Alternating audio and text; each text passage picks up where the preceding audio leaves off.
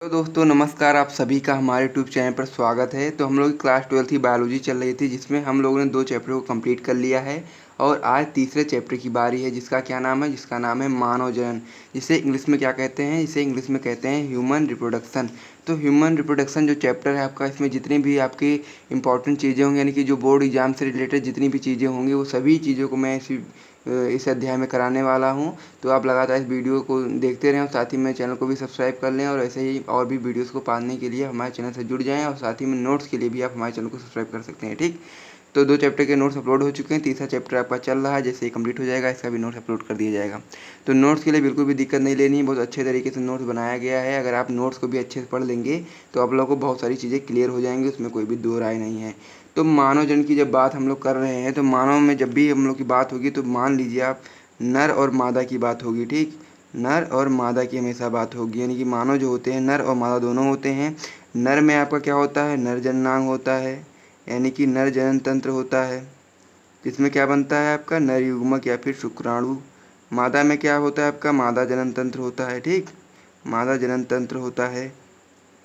इन सभी चीज़ों को हम लोग फिगर के माध्यम से समझेंगे और साथ ही में उसका किस प्रकार से हर एक चीज़ को अच्छे से समझाऊंगा। ठीक, तो नर जनन तंत्र में क्या होता है आपका? नर युग्मक या फिर नर युग्मक, जिसे नर युग्मक को क्या कहते हैं? इसमें शुक्राणु कहते हैं। ठीक, नर युग्मक जिसे शुक्राणु कहते हैं, शुक्राणु।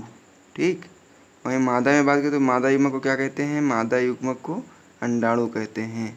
मादा युग्मक को क्या कहेंगे? अंडाणु, अंडाणु। ठीक दोस्तों, अंडाणु।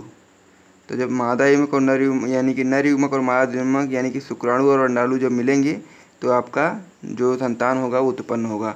तो इन्हीं चीज़ों को समझना है हम लोग को। सबसे पहले नर में जो नर जनन तंत्र होता है उसको हम लोग समझेंगे, उसके अंदर फिर मादा जनन तंत्र को समझेंगे, उसके अंदर फिर नर युग्मक शुक्राणु या अंडाणु का निर्माण किस प्रकार से होता है, इन सभी चीज़ों को समझेंगे। तो आप लोग को लगातार वीडियो से बने रहना ताकि आप लोग को हर एक चीज़ समझ में आए। ठीक, तो चैप्टर से रिलेटेड कोई भी डाउट नहीं रहेगा अगर आप इस वीडियो को पूरा देखते हैं। ठीक, तो ह्यूमन रिप्रोडक्शन यानी मानव जनन का जो परिभाषा है इस प्रकार से आप लिख सकते हैं कि मनुष्य क्या होता है? एक लिंगी प्राणी होता है, यानी कि एक लिंग जो होता है, नर में क्या होता है? अलग जनन तंत्र पाया जाता है, मादा में अलग पाया जाता है। ठीक, तो इसमें क्या होता है? एक लिंगी प्राणी जिसमें नर जनन तंत्र अलग जीव में, यानी कि जो नर जनन तंत्र होता है वो आपका अलग जीव यानी कि नर यानी कि मेल में पाया जाता है। मादा जनन तंत्र जो आपका होता है वो अलग जीव में पाया जाता है। ठीक, उसके अंदर फिर अगली लाइन में क्या लिखा है कि जो नर जनन तंत्र होता है वो नर यानी कि मेल में पाया जाता है। नर जनतंत्र में नर युग्मक यानी शुक्राणु का निर्माण होता है। जैसा कि आप लोग जानते हैं कि नर जनतंत्र में नर युग्मक का निर्माण होता है, जिसे हम लोग शुक्राणु कहते हैं। ठीक, उसके अंदर फिर मादा युग्मक की बात करें तो मादा युग्मक का निर्माण किस प्रकार से होता है? मादा जनतंत्र यानी मादा जनतंत्र जो आपका होता है वो मादा यानी कि फीमेल में पाया जाता है और मादा जनतंत्र में क्या होता है? मादा युग्मक यानी कि अंडाणु का निर्माण होता है। तो यहाँ तक आप लोगों को अच्छे समझ में आ गया होगा। अब हम लोग जनन तंत्रों को अच्छे समझेंगे कि जो मानव जनन तंत्र होता है यानी कि नर का जनन तंत्र किस प्रकार से होता है, मादा का जनन तंत्र किस प्रकार से होता है, उनमें कौन कौन से अंग पाए जाते हैं, जिसकी वजह से हम उसे जनन तंत्र कहते हैं। ठीक, तो तंत्र आप लोग जानते हैं कि अंगों को समूह को ही हम तंत्र कहते हैं।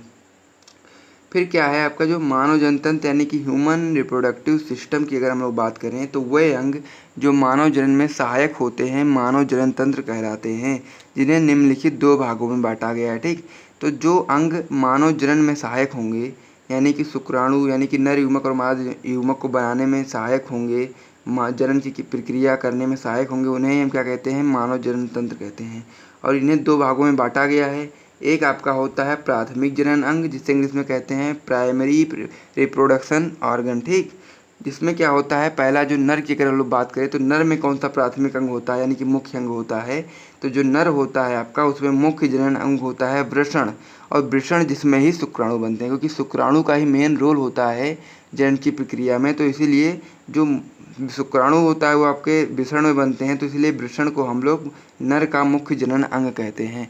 वहीं पे अगर हम लोग मादा की बात करें तो मादा में क्या होता है? मुख्य जनन अंग वो होता है अंडाशय, क्योंकि अंडाणु जो होते हैं आपके अंडाशय में बनते हैं और शुक्राणु और अंडाणु मिलने की वजह से ही नए बच्चे का निर्माण होता है। तो इसीलिए हम अंडाशय को क्या कहेंगे? मुख्य जनन अंग या फिर प्राथमिक अंग कहेंगे, क्योंकि इसमें ही अंडाणु का निर्माण हो रहा है यानी कि मादा युग्मक का निर्माण हो रहा है।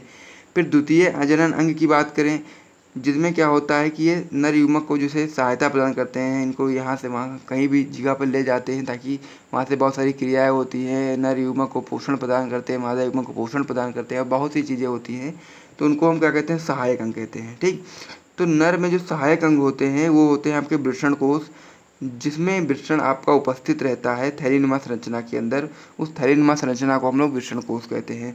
फिर अधिवृषण होता है, जो वृषण के ऊपर ऐसे अंतर्वलित होती है, जो आपकी शुक्रवाहक नलिका, उसे ही हम अधिवृषण कहते हैं। फिर है आपका शुक्रवाहिनियाँ, जो आपके शुक्राणु को लेकर जाता है। फिर आपका शुक्राशय, फिर है आपका सेशन, और उसके बाद फिर प्रोस्टेट ग्रंथियाँ, फिर काउपर ग्रंथियाँ। तो भैया अभी सब पहले इसको समझ लो, उसके बाद फिर हम लोग चलेंगे, जब नर जनतंत्र को पूरा डिटेल में समझेंगे तो हर एक चीज़ों को अच्छे से बताऊंगा, साथ ही उसकी परिभाषा भी कराऊंगा। ठीक, फिर मादा सहायक अंग की बात करें अगर हम, तो मादा में जो आपके सहायक अंग होते हैं वो होते हैं गर्भाशय, अंडवाहिनियाँ और योनि, भग, स्तन ग्रंथियाँ आदि। तो ठीक, तो यहाँ तक आप लोग को अच्छे समझ में आ गया होगा। इसको सबसे पहले आप लोग स्क्रीनशॉट ले लें या फिर नोट कर लें, फिर हम बढ़ते हैं नेक्स्ट पेज की ओर, ताकि आप लोगों को बहुत अच्छे से और भी चीज़ें समझा सकें। ठीक, तो यहाँ से आप लोगों को क्या करना है, स्क्रीनशॉट ले लेना है या फिर इसको नोट कर लेना है। ठीक, तो नोट कर लीजिएगा आप। उसके अंदर फिर नेक्स्ट पेज पे हम लोग बढ़ेंगे। तो अब हम लोग को क्या पढ़ना है, अब हम लोग को पढ़ना है जो नर जनतंत्र होता है उसको डिटेल में हम लोग समझेंगे। उसके अंदर फिर मादा जनतंत्र को भी डिटेल में समझेंगे। तो सबसे पहले हम लोग क्या पढ़ेंगे, नर जनतंत्र को डिटेल में समझने का हम लोग की बारी है अब। तो नर जनतंत्र क्या होता है उसकी बात को हम लोग समझते हैं अब। तो पेज ये हटा देता हूँ, दूसरा पेज ले आता हूँ। तो जो नर जनतंत्र होता है, जिसे इंग्लिश में कहते हैं मेल रिप्रोडक्टिव सिस्टम, तो उसमें क्या क्या चीज़ें होती हैं, तो परिभाषा के माध्यम से समझते हैं। सबसे पहले नर में विभिन्न अंग जैसे वृषण पाया जाता है, जिसमें क्या होता है, शुक्राणु का निर्माण होता है। अनेक प्रकार की सहायक नलिकाएं पाई जाती हैं, जिसमें से शुक्राणु इधर निकलते हैं और पहुंचते हैं अनेक जगहों पर।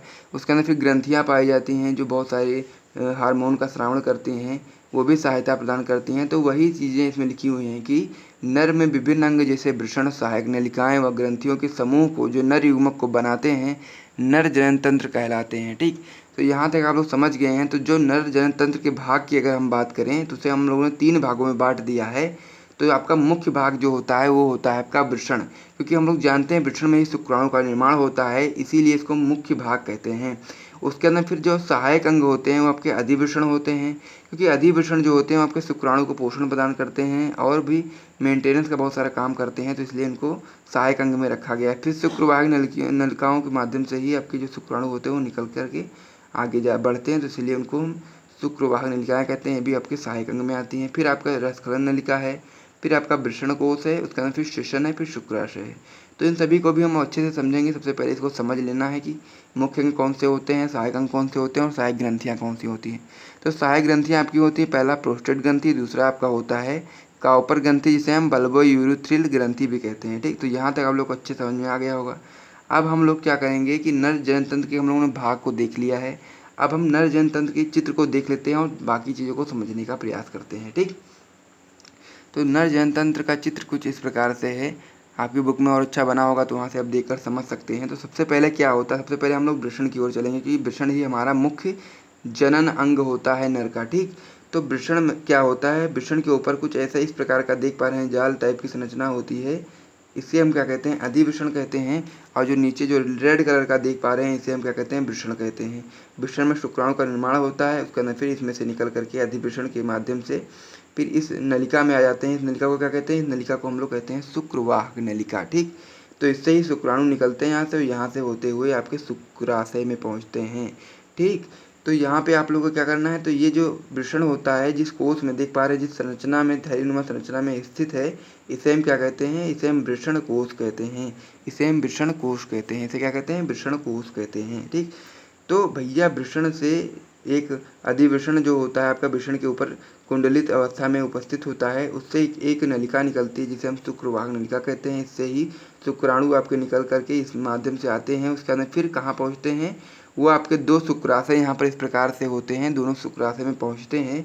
तो क्या होता है, फिर दोनों शुक्राशय दोनों शुक्राशय मिलकर के एक ही नलिका का निर्माण कर लेते हैं। उस नलिका को हम क्या कहते हैं, उस नलिका को हम कहते हैं रसखलन नलिका। और जो यहाँ पर रेड कलर का आप देख पा रहे हैं, इसे हम कहते हैं मूत्राशय, यानी कि इसके अंदर मूत्र एकत्रित होता है, फिर मूत्र को निकलने के लिए एक नलिका होती है। इस नलिका को हम लोग क्या कहते हैं, इस नलिका को हम लोग कहते हैं मूत्र विसर्जन नलिका। ठीक, तो जो ये आपका शुक्राशय होता है वो आपका इसी नलिका में मिल जाता है। तो इस नलिका जब एक नलिका का निर्माण कर लेता है तो उस नलिका को रसखलन नलिका कहते हैं। फिर जो रसखलन नलिका होती है वो आपका मूत्र विसर्जन नलिका में मिल जाती है और इसी माध्यम से आपका मूत्र भी विसर्जित होता है और साथ ही में आपके शुक्राणु भी इसी माध्यम यानी इसी नलिका के माध्यम से निकल करके मादा युग्मक यानी कि मादा युग्मक के पास पहुंचते हैं। ठीक, तो ये आप समझ गए होंगे। फिर यहाँ पर एक आपकी ग्रंथि होती है जो उसका नाम है प्रोस्टेट ग्रंथि। उसके अंदर फिर नीचे आपकी एक और ग्रंथि होती है, इसका नाम है काउपर ग्रंथि।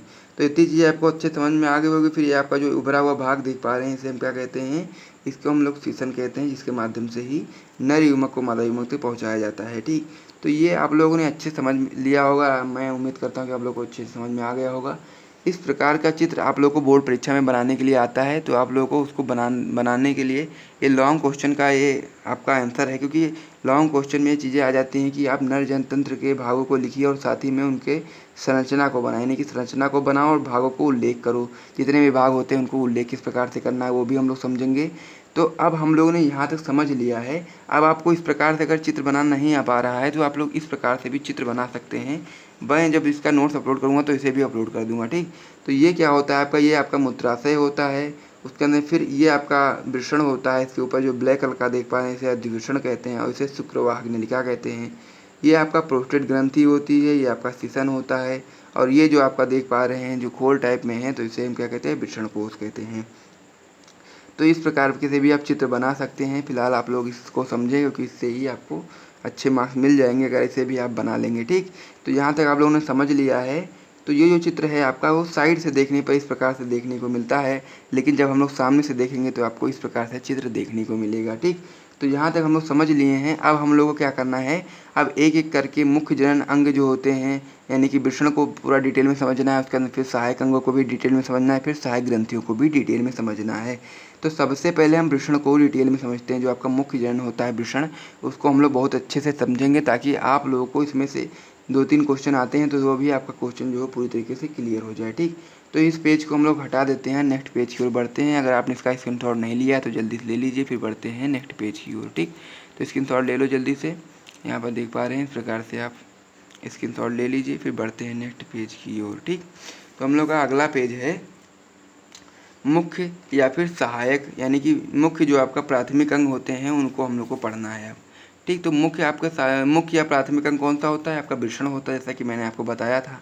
तो वृषण में क्या क्या चीज़ें होती हैं वो सभी हम लोग को बिल्कुल अच्छे से पढ़ना है, डिटेल में पढ़ना है। ठीक, कोई भी टॉपिक छोड़ना नहीं है क्योंकि ये आपके लिए बहुत ज़्यादा महत्वपूर्ण है, क्योंकि इससे ही आपका नर युग्मक बनता है इसके अंदर ही, क्योंकि ये आपका मुख्य जनन अंग है नर का। ठीक, तो इसमें क्या होता है कि परिभाषा इस प्रकार से लिख सकते हैं हम लोग कि पुरुषों में एक जोड़ी वृषण उदर गुहा से बाहर थैलीनुमा संरचना में पाए जाते हैं, जिससे वृषण कोश कहते हैं। ठीक, तो जो पुरुष होते हैं उनमें एक जोड़ी वृषण पाया जाता है। एक जोड़ी का मतलब ये है कि दो, यानी कि दो वृषण पाए जाते हैं। इस प्रकार से आप देख पा रहे हैं, तो ये है आपका एक जोड़ी वृषण।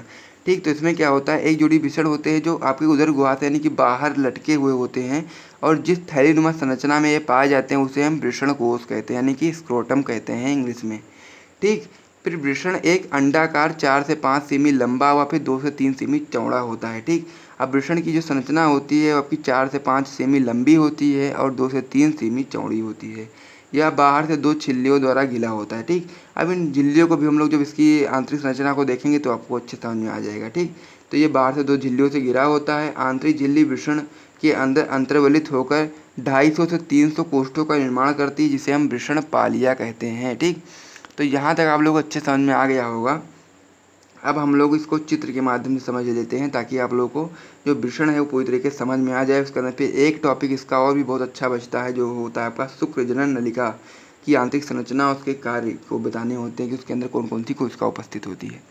तो सबसे पहले चित्र आप लोग यहाँ पर देख पा रहे होंगे। तो ये चित्र आप लोगों को थोड़ा सा अजीब लग रहा होगा क्योंकि इसमें सभी चीज़ें बना करके लिख दी गई हैं। मैं आपको इसको अलग से बना करके दिखा देता हूँ। ठीक, तो यहाँ पर आप लोग देखते चलिएगा, मैं आपको चित्र यहाँ पर बनाऊँगा। ठीक, तो ये आप देख पा रहे हैं यहाँ पे इस प्रकार का आपका एक जोड़ी वृषण होता है और एक वृषण को हम लोग यहाँ से ले लेते हैं और एक वृषण को हम लोग बड़ा बना करके पूरा समझने का प्रयास करते हैं। ठीक, तो ये आपका एक वृषण का हम निर्माण करने वाले हैं। ठीक, तो इस प्रकार से आपका एक वृषण होता है। तो इसमें जो आपका जो बाहरी वाली जो आपकी ये होता है इसको क्या कहते हैं, इसको हम लोग कहेंगे अपना क्या कहते हैं, ट्यूनिका। ट्यूनिका कहते हैं, ठीक। ट्यूनिका वेजाइनलिसिस, यहाँ पर देख सकते हैं, आपके यहाँ पर लिखा है ट्यूनिका वेजाइनलिसिस, ठीक। तो यहाँ पर आप लोग ये लिख देंगे ट्यूनिका वेजाइनलिस, ठीक। तो आपकी पहली परत हो गई, तो यही आपकी पहली परत है। उसके बाद फिर दूसरी परत आपको इस प्रकार से देखने को मिलेगी, इस प्रकार से होती है आपकी दूसरी परत। आप लोग देखते रहिएगा, हम लोग अच्छे समझाएंगे, कोई दिक्कत करने वाली बात नहीं है। इस प्रकार से आपकी दूसरी परत होती है, जिसको हम लोग क्या कहते हैं, जिसको हम लोग कहते हैं ट्यूनिका एब्यूजिनस, ठीक। एब्यूजिनस, ठीक। तो ये दूसरी परत को आप लोग क्या कहेंगे, ट्यूनिका एब्यूजिनस, ठीक। तो ये जो दूसरी परत होती है वो आपकी अंतर्वलित होकर के कोष्ठों का निर्माण कर लेती है, यानी इस प्रकार से हो जाती है, इस प्रकार से हो जाती है। इस कोष्ठ बन रहे हैं ना, देख पा रहे हैं, ये अंतर्वलित हो गई तो इसमें क्या है, एक कोष्ठ बन गया। ऐसे ही कोष्ठों का निर्माण होता रहता है और लगभग के 250 से 300 कोष्ठ आपके एक वृषण में पाए जाते हैं। एक जो वृषण होता है उसमें 250 से 300 कोष्ठ पाए जाते हैं, ठीक। तो आप लोगों को ये कन्फ्यूजन नहीं होना कि इसमें केवल 4 ही 5 बनाए हैं, क्योंकि ये आपको समझाने के लिए बनाया गया है। जब आप लोग इसको आंतरिक संरचना इसकी बनाएंगे तो आप लोगों को बहुत ज़्यादा मतलब कि ध्यान देने की आवश्यकता होगी, क्योंकि आप लोग इसे समझने के लिए हम लोग चीज़ों को बना रहे हैं, ठीक। तो इसके बाद फिर क्या होता है, फिर इसमें बहुत सारी चीज़ें हो जाती हैं। इसमें क्या होता है, शुक्रजनन नलिका जो आप देख पा रहे हैं, इस प्रकार से आपकी तीन शुक्रजनन नलिकाएँ एक वृषण वाली होती है, उसके अंदर उपस्थित हो जाने, जो एक वृषण कोष्ठ जो होता है उसके अंदर आपके तीन उपस्थित हो सकती हैं, 1 से लेकर 3 तक, ठीक। तो इस प्रकार से हम लोग बना देंगे, ठीक। इस प्रकार से आप बना देना, ठीक। उसके अंदर फिर क्या होता है, ये तीनों जो होती हैं आपकी एक ही में मिल जाती हैं, एक मिलकर के एक ही का निर्माण कर लेती हैं। सभी जो होती हैं आपकी मिलकर के एक ही नलिका का निर्माण कर लेती हैं, ठीक। ये सभी मिलकर के एक नलिका का निर्माण कर लेती हैं। यहाँ तक आप देख लिए होंगे। उसके बाद में फिर क्या होता है, यही नलिका फिर क्या हो जाती है, जब यही मिलकर के एक नलिका बना लेंगे तो इससे कई सारी नलिकाएँ बन जाएंगी, जिसे हम लोग क्या कहते हैं, जिसे हम लोग कहते हैं आप लोगों का शुक्रवाहिका, यानी कि जो शुक्रवाहक होते हैं इन्हीं के माध्यम से शुक्राणु बाहर निकलते हैं, ठीक। फिर क्या होता है कि जो ये शुक्रवाहक होते हैं तो बहुत सारे देख सकते हैं, बहुत सारी आपको यहाँ पर लाइनें देखने को मिल रही होंगी, यानी शुक्रवाहक नलिकाएँ देखने को मिल रही होंगी। तो ये इस प्रकार से आप लेके जो वृषण कोष होता है, वृषण होता है, इसके ऊपर के इस प्रकार की संरचना बना लेते हैं, यानी कुंडली संरचना बना लेते हैं। तो इसे हम लोग क्या कहते हैं, इसे हम लोग कहते हैं अधिवृषण। इसमें क्या होता है आपका, इसमें आपका जो शुक्राणु होता है उसका परिपक्वन का कार्य होता है। उसका फिर जब परिपक्वन हो जाता है फिर यहाँ से आपका शुक्राणु शुक्रवाहक नलिका के माध्यम से ऊपर निकल जाता है, ठीक। तो ये आप लोगों ने आंतरिक संरचना को देख लिया होगा। आई होप, उम्मीद करता हूँ कि आप लोग को समझ में आ गया होगा, ठीक। अब हम लोग को और भी चीज़ें पढ़नी हैं। तो आप लोग को जो ये रेड कलर का मैंने बनाया था, इसको हमने क्या नाम दिया था, इसको हमने बताया था शुक्र जनन नलिका, ठीक। तो जो शुक्र जनन नलिका होती है उसके अंदर ही आपके शुक्राणु का निर्माण होता है। तो इसको हम लोग काट करके इसको देखेंगे कि इसके अंदर शुक्राणु का निर्माण किस प्रकार से होता है, ठीक। तो उसको भी आप लोग को समझना है, क्योंकि वो आपका बहुत ही इंपॉर्टेंट टॉपिक है, क्योंकि ये आपका क्वेश्चन आ जाता है कई बार बोर्ड एग्जाम में कि शुक्रजनन नलिका की आंतरिक संरचना को बनाओ और उनमें पाई जाने वाली कोशिकाओं को बनाइए, ठीक। तो शुक्रजनन नलिका की आंतरिक संरचना को हम लोग बनाने के लिए सबसे पहले इसका हेडिंग डालेंगे। उसके अंदर फिर क्या चीज़ें लिखेंगे कि वृषण के अंदर शुक्रजनन नलिकाएँ होती हैं, इसके भीतर 3 प्रकार की कोशिकाएँ उपस्थित होती हैं। तो 3 प्रकार की कोशिकाएँ कौन कौन सी होती हैं, सबसे पहली जो कोशिका होती है वो होती है आपकी शुक्राणु जनन कोशिकाएँ, जिसे इंग्लिश में कहते हैं स्पर्मेटोगोनिया या फिर जर्म सेल कहते हैं, ठीक। दूसरी होती है आपकी सर्टोली कोशिकाएँ, यानी कि सर्टोली सेल। तीसरी होती है अंतराली कोशिका या फिर लीडिंग कोशिका, इसे लीडिंग सेल भी कहते हैं, ठीक। तो यहाँ तक आप लोग को समझ गए होंगे। अब क्या होता है कि हम लोग उसको चित्र के माध्यम से समझेंगे कि जब आप लोग क्या करेंगे, शुक्रजनन नलिका को काटेंगे। जैसे कि मान लीजिए शुक्रजनन नलिका को यहाँ से एक जो है एक को निकाल लो, इस प्रकार से कर लो, ठीक। 3 जो आपकी होती हैं तीनों को इस प्रकार से कर लो। जब आपको बीच से काट करके सामने से अगर देखोगे इसे, तो आप लोग को इस प्रकार से संरचना दिखाई देगी, ठीक। तो इसको हम लोग बना करके समझ लेते हैं, ये भी आपको अच्छे समझ में आ जाएगा। तो इस प्रकार से आपका हो जाएगा, ठीक। शुक्रजनन नलिकाएँ जो होती हैं आपकी इस प्रकार से देखने को मिल जाएंगी, ठीक। इस प्रकार से आपको देखने को मिल जाएंगी, ठीक। तो इसमें सबसे पहले क्या होता है आपका, इसमें जो सबसे पहले होता है आपका वो होती हैं यहाँ पर कुछ आपको गोलाकार की इस प्रकार की संरचना देखने को मिलती हैं। इन संरचनाओं को हम लोग बना देते हैं। इन संरचनाओं को क्या कहते हैं, इन संरचनाओं को दोस्तों हम लोग कहते हैं सर्टोली सेल्स, यानी कि जो आपकी सर्टोली कोशिकाएँ होती हैं इसे ही हम क्या कहते हैं, जो इसमें आपको त्रिभुजाकार की जो संरचनाएँ उपस्थित होती हैं उसे हम सर्टोली सेल्स कहते हैं। इस प्रकार से आप देख पा रहे हैं इसमें त्रिभुजाकार की जो संरचनाएं उपस्थित है यहाँ पर आप देख लीजिए। इसे हम क्या कहते हैं, सर्टोली सेल्स कहते हैं। और जो यहाँ पर गोल गोल कलर की संरचनाएं बनी है इसे हम शुक्राणु जनन कोशिका कहते हैं। यही शुक्राणु जनन कोशिका से ही अर्धसूत्री विभाजन होता है जिससे आपके शुक्राणु बनते हैं। और जो बीच में आप ब्लैक कलर का देख पा रहे हैं इसे ही हमको क्या कहते हैं, इसे हम शुक्राणु कहते हैं। यही आपका परिपक्व शुक्राणु होता है। और कहीं कहीं पे आपके लीडिंग कोशिका भी पाई जाती है। लीडिंग कोशिका जो होती है गुच्छे में होती है, जो आपके यहाँ पर रिक्त स्थान खाली होता है, जैसे जो आपकी शुक्र जनन नलिका के जो बीच में जो रिक्त स्थान खाली होता है वहीं पे कहीं कहीं पे गुच्छे में आपकी लीडिंग कोशिका होती है और वहीं पे रक्त कोशिका भी पाई जाती है। तो लीडिंग कोशिका का काम क्या होता है, उसका काम ये होता है कि जो आपका ये होता है इसको सुरक्षा प्रदान करता है, रोग प्रतिरोधक सुरक्षा इसमें होती है। ठीक, तो उसको हम लोग और अच्छे समझेंगे कि तीनों कोशिकाओं की परिभाषा किस प्रकार से हम लोग दे सकते हैं। तो जो आपकी शुक्राणु जनन कोशिका होती है वो होती है या एक नर जननिक कोशिकाएं होती हैं जो अर्धसूत्री विभाजन द्वारा शुक्राणु का निर्माण करती हैं। जैसा कि आप लोग यहाँ देख पा रहे होंगे, यह शुक्राणु जनन कोशिका जो होती है आपके यहाँ पर इस प्रकार से बनी हुई है। ये क्या करती हैं, अर्धसूत्री विभाजन द्वारा जो शुक्राणु का निर्माण करती हैं। ब्लैक कलर के जो बीच में देख पा रहे हैं यही आपके शुक्राणु होते हैं। ठीक, फिर सर्टोली सेल्स की बात करें तो यह पिरामिड के आकार की होती है। जैसा कि आप लोग देख पा रहे हैं पिरामिड के आकार की बनी हुई हैं। तो इनका कार्य क्या होता है, जो बनते हुए नर युग्मों को पोषण प्रदान करती हैं। तो जो नर युग्म बन रहे होते हैं उनको ये क्या करती हैं, पोषण प्रदान करती हैं। तो दोनों को अच्छे समझ लिया है। हम लोग तीसरे पॉइंट पे चलते हैं जो आपका है अंतराली कोशिका। ठीक, तो अंतराली कोशिका को क्या कहते हैं, लीडिंग सेल भी कहते हैं। इसमें क्या होता है, वृषणपाली में शुक्रजनन नलिकाओं के चारों ओर अंतराली अवकाश होता है। आप लोग यहाँ पर देख पा रहे होंगे जो वृषणपाली होती है उसमें शुक्रजनन नलिकाओं के जो चारों ओर देख पा रहे हैं, यहाँ पे अवकाश है, यहाँ पर अवकाश है, यहाँ पर अवकाश है। तो यहाँ पर क्या होती हैं, अवकाश होता है। इसमें कहीं कहीं पर छोटी छोटी रक्त वाहिकाएं, यानी कि जो रेड कलर का देख पा रहे हैं बिंदी बिंदी टाइप में, ये आपकी छोटी छोटी रक्त वाहिकाएं हैं। और लीडिंग कोशिकाएं भी इसी में आप हरे कलर के जो बनाया गया है इसे हम क्या कहते हैं, लीडिंग कोशिकाएं कहते हैं। अब इनका कार्य क्या होता है, या फिर अंतराली कोशिकाएं कहा जाता है। इनका कार्य क्या होता है, ये टेस्टोस्टेरोन का श्रावण करती हैं। इस प्रकार से जैसे इंसानों में दाढ़ी मूंछ आ जाती हैं, इसी जो टेस्टोस्टेरोन जो आपका एंजाइम होता है इसी के श्रावण की वजह से होता है। ठीक, और इनकी कुछ कोशिकाएं जो होती हैं प्रतिरक्षा भी प्रदान करती हैं। तो यहाँ तक आप लोग अच्छे समझ में आ गया होगा, यानी कि जो मुख्य जनन अंग होता है नर का उसे हम लोगों ने अच्छे समझ लिया है। वृषण को हम लोग संरचना के माध्यम से समझ लिया है, फिर वृषण को भी और भी डिटेल में समझ लिया है। अब हम लोग को क्या पढ़ना है, अब हम लोग को सहायक अंगों को पढ़ना है, फिर हम लोग को सहायक ग्रंथियों को पढ़ना है। तो आप लोगों का जो नर जनन तंत्र की जो संरचना होगी पूरी तरीके से कंप्लीट हो जाएगी। उसका बाद फिर मादा जनन तंत्र की संरचना की ओर चलेंगे। ठीक, तो यहाँ तक अगर आपको वीडियो पसंद आए तो वीडियो को लाइक और चैनल को सब्सक्राइब करना ना भूलें। और हमारे चैनल के साथ लगातार जुड़ जाएँ ऐसे ही महत्वपूर्ण वीडियोज़ को पाने के लिए। जय हिंद मेरे प्यारे दोस्तों।